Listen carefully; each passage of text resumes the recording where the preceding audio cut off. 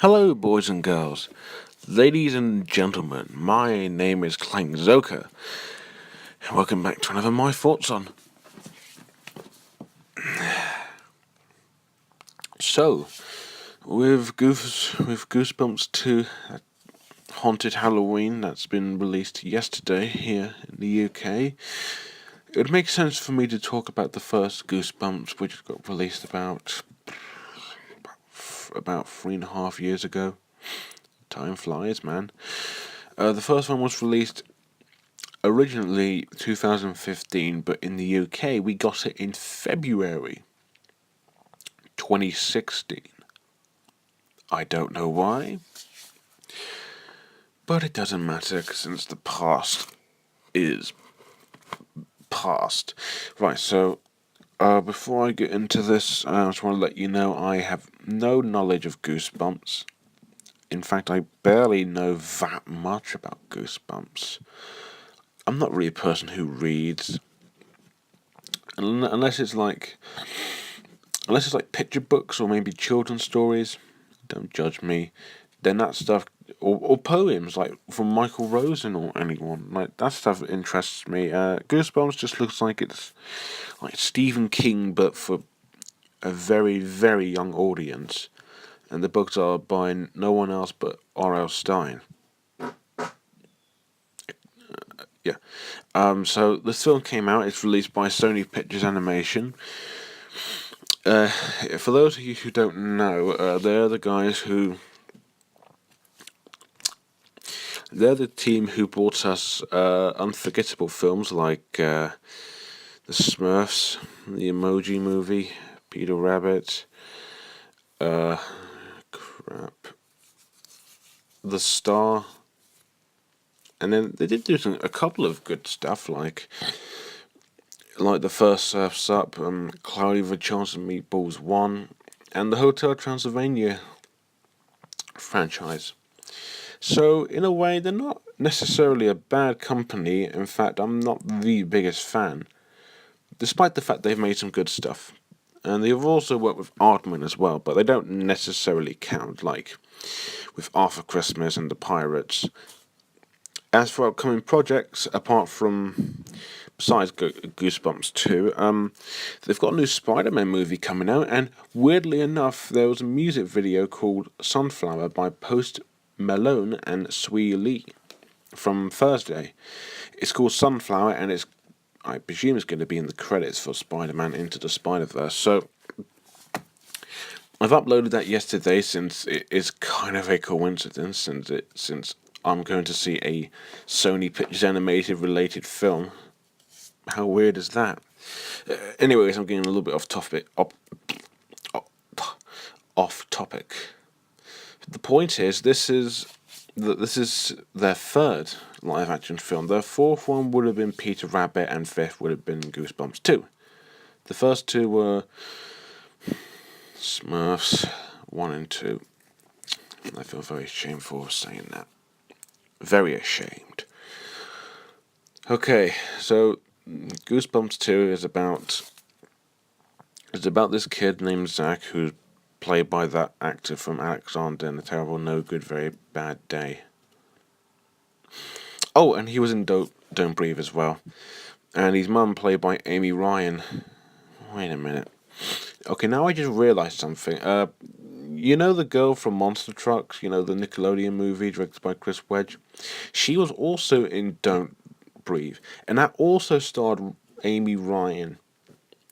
What are the similarities like?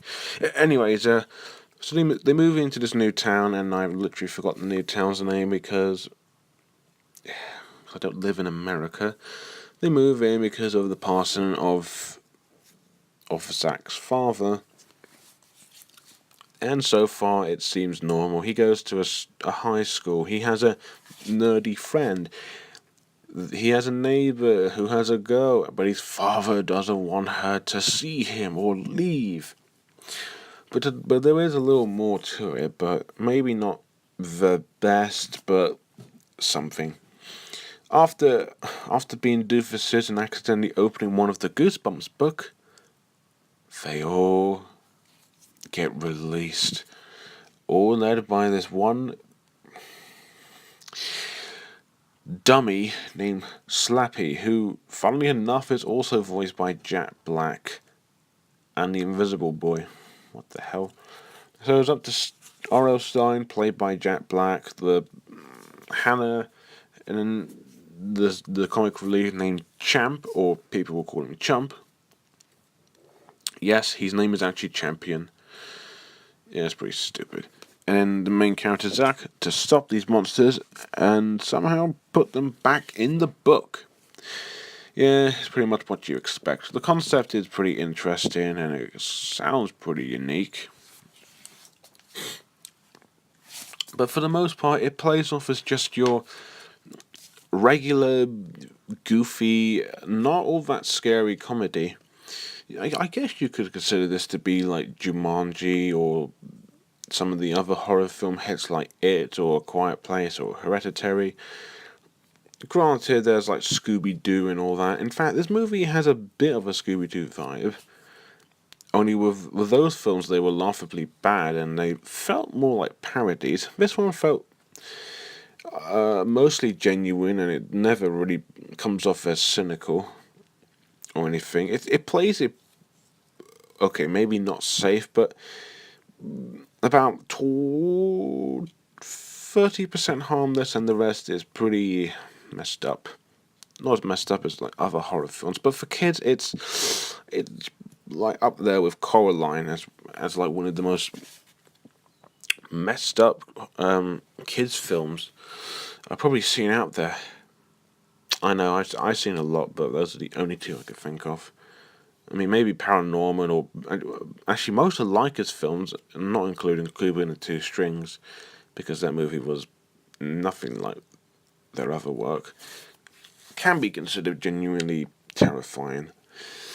The plot is pretty simple. It's pretty straightforward. They have to do this thing, and guess what happens? There is some comedy here. It doesn't quite land, but it gets like a little, gets a little snicker out of me. Although to be fair, I do like the Stephen King joke with R.L. Stein, so there's that. And when it comes to its action and comedy and fun, it gets pretty exciting. It's cool seeing all the monsters come out and trying to take over the world.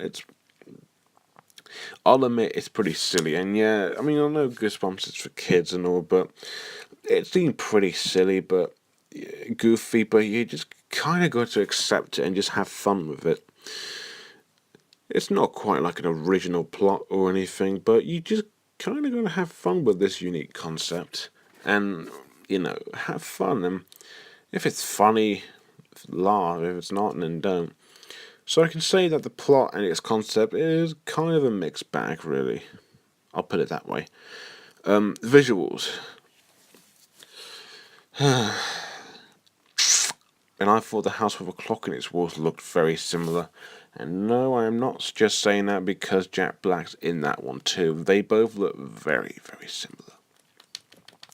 Except this one's pretty goofy. Visually, the movie looks nice. It's very well shot, and I like the look of it a lot. Even though it doesn't stand out at all, but it looks pretty damn good. As for the special effects on the monsters, and the action scenes and all that, they look pretty good. They don't look dated at all. I think they look fine. The Abominable Snowman looks decent, I guess. The werewolf looks all right. Well, you got the gnomes. You got the Invisible Boy, which you can barely see. You got the zombies, you got a giant mantis. It all looks pretty good. It doesn't look fake at all. But the ones I was surprised by was the puppetry for Slappy. I thought the puppetry on Slappy was pretty damn good, and I wouldn't be surprised if the person or the people who were puppeteering him were from Jim Henson. I wouldn't be surprised at all. But they all have unique designs, like the snowman, the werewolf, all them guys. I'll admit, as cool as it is to see them in CGI, on the other hand, it makes the film look pretty average. And I mean, it's not terrible, but it does look kind of out of place and a little. Like it doesn't. I know it's not. You're not supposed to take this movie seriously, but they don't really feel like they're actually there. They feel like they're just CGI.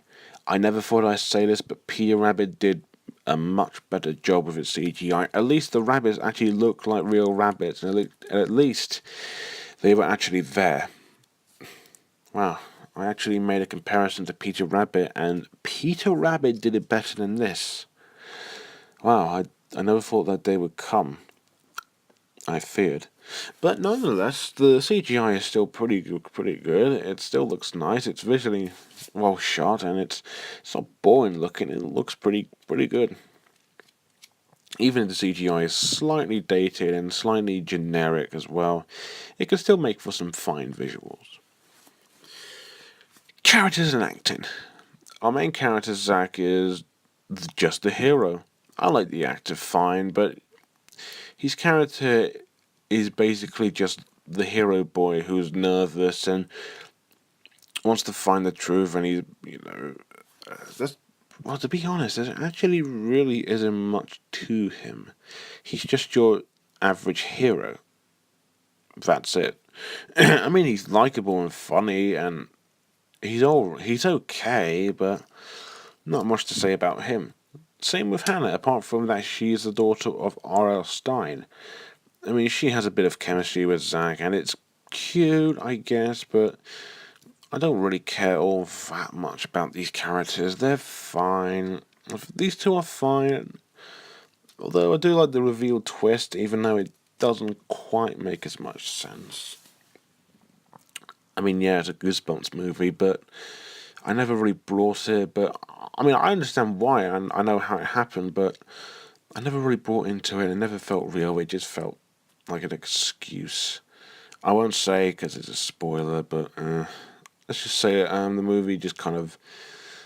I don't know. I mean, I was enjoying it, but let's just say it kind of lost me at the third act. Not completely, but halfway. Champ or Champion, yes, that's actually his name, or Chump, is the comic relief who's just he's there. If he was out of the movie, this wouldn't make a difference. He's he's not annoying or anything. I can tell you for a fact he's not as annoying as Elliot from Open Season. No, he is close though. At times he's kind of funny. At times he does kind of ruin the moment. At times he's helpful. At times he can be annoying. At times he has a subplot with another girl and it goes nowhere until near the end. Screenwriting 101. You gotta have a love interest, but barely in it. I mean, yeah, this movie does get a happy ending, kind of. But what's the point? There is no point to give him a love interest unless you're gonna build on that. Then fine. But okay, so the three main kids, or the three main teens, I should say, are not very interesting, and I'll admit they're kind of bland. But as for the rest, I like one of the few characters I actually genuinely liked was R.L. Stein, played by Jack Black. He's a bit grumpy, but he's a little goofy, a little funny, and he can get some great laughs. Not to mention, he also voices Slappy and the Invisible Boy, so that's a plus for me. The auntie, Aunt Lorraine, wow, I never thought I'd hear that. I swear she must be related to me. But anyways, she's played by Chris. Oh crap! Is it Christy? No, it's not Christine Bell. That's stupid. I think it's Griswold Bell. I think she was in Rough Night. She was in 22 Jump Street. She's been in a couple of other things as well, but she plays as the aunt of the of the main character, who's like, "Oh, so handsome! Oh my gosh! Oh, you should have seen what my husband done." So like he ordered this, but he didn't want that. She's basically that, but she's not annoying actually. She's actually quite charming and likable, and she does, and like Champ, she has a little crush on R.L. Stein. It goes nowhere, but what do you expect? It's like The Hangover 3. It's the same thing, and it has the subplot where Alan meets a girl. I mean, in a sequel like this or a film like this, what do you expect? It's basically that, but if you have fun, then that's fine. Well, unlike Hangover 3, these characters are actually likable, somewhat well developed, and you can relate to them. Even though in the Hangover 3, I kind of did. But the Hangovers trilogy, that, my friends, that's my thoughts on for another time. The mum, played by Amy Ryan, is basically just the mother, the overprotective mother. Yep, it's one of them. She's fine as well. I mean, she doesn't do much in the movie except to persuade Zach to become more confident and all that. That's it. Now, for the villains, Slappy, who, again, I have to keep repeating this, he's voiced by Jack Black. I don't know if he sounded like that in the cartoon, but he sounds pretty damn freaky. And not only that, but remember Donald Gleason from Peter Rabbit? He also voiced the frog. So I guess you can play a character and voice one. Not a bad way to go, honestly. He's goofy and creepy and all that. Think of him as like the puppet version of the Joker, except not quite as insane. I had a flipping blast with Slappy. He's really really funny and really he's kind of scary and super goofy. So I guess he's a good blend of comedy, horror, silliness, and I mean, if you just mix all that together, you get a character that's just batshit insane. And I really enjoyed him. The other monsters are just these minions, like the Abominable Snowman, the gnomes, the werewolf. Oh, crap, I can't. The ghouls. There's a mummy there as well. There's a lot of other monsters, but oh yeah, the giant mantis. But yeah, there's not much to them. They're just there to help Slappy achieve his goal. As for the other characters, like the girl, like the love interest for Champ, gorgeous looking, but doesn't do much. There's like two officers who are just ridiculously over the top and kind of stupid. That's it. The acting is passable, I guess. I mean, the only standouts is Jack Black, Amy Ryan, and the auntie. As for the three main kids, like the one who plays Zach, I seen him in Don't Breathe, Alexander, and A Terrible, Horrible, No Good, Very Bad Day, 13 Reasons Why. He seems like a good actor. He seems likable. He seems quite nice, but he's okay here. He doesn't really offer a lot. Same with Hannah. Same with Cham. They just do what they're supposed to do. They don't offer much. They're okay. Jack Black is a ton of fun here, and I thought The House with a Clock in Its Walls was one of the better Jack Black films. I would say this one is either, and Kung Fu Panda series. So yeah, I really enjoyed Jack Black in this film. I think he's just a ton of fun. Amy Ryan is Amy Ryan. She's just playing herself. The auntie is pretty good. She's pretty funny and cute. Everyone else does exactly what they did, but they're fine as well, I guess. That's it. Some characters have personality, some have development, some can be really crazy and over the top, and then others are just kind of bland. I mean, especially the three main characters, or the two. The three main kids are just bland, but everyone else has a unique personality and something memorable. On a side note, I actually didn't know Danny Elfman was doing the score for the film.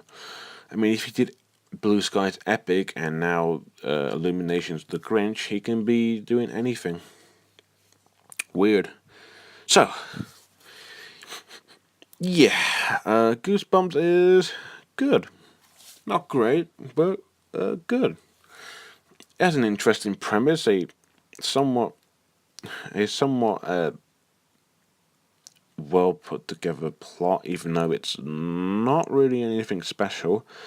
Visually nice movie and some good special effects, some crazy and funny characters, and some good performances. Granted, it's cliched, predictable, and the CGI can look a little cheap and a little out of place.